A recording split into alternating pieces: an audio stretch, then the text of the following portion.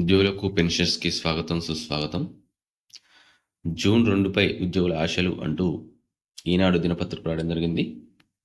రాష్ట్ర ఆవిర్భావ దినోత్సవం సందర్భంగా ముఖ్యమంత్రి రేవంత్ రెడ్డి తమకు వరాలు ప్రకటిస్తారని ప్రభుత్వ ఉద్యోగులు ఆశలు పెట్టుకున్నారు. కొన్ని సమస్యల పరిష్కారంపై ఆయన స్పష్టత ఇస్తారని ఆశాభావంతో ఉన్నారు.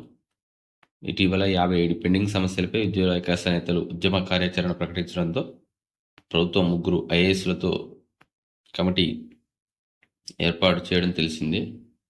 మరి ఈ కమిటీ సభ్యులు ప్రభుత్వ ఉద్యోగుల పరిష్కారానికే నియమించినటువంటి మంత్రివర్గ ఉపసంఘం చైర్మన్ బట్టి విక్రమార్క గారిని కలిసి నివేదికను అందజేయడం జరిగింది.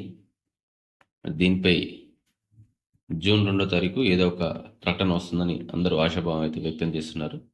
మరి ఈరోజు జూన్ 2వ తారీఖు, ఈరోజు ఉద్యోగులకు సంబంధించి ఏమైనా శుభవార్త వస్తుందా అని చెప్పేసి ఉద్యోగులు వెహికలతోని ఎదురు చూస్తున్నారు. ఇది ఈరోజు వార్త. మొదటిసారిగా ఛానల్ చూసిన వాళ్ళు తప్పకుండా సబ్స్క్రైబ్ చేసుకోండి, లైక్ చేయండి, షేర్ చేయండి.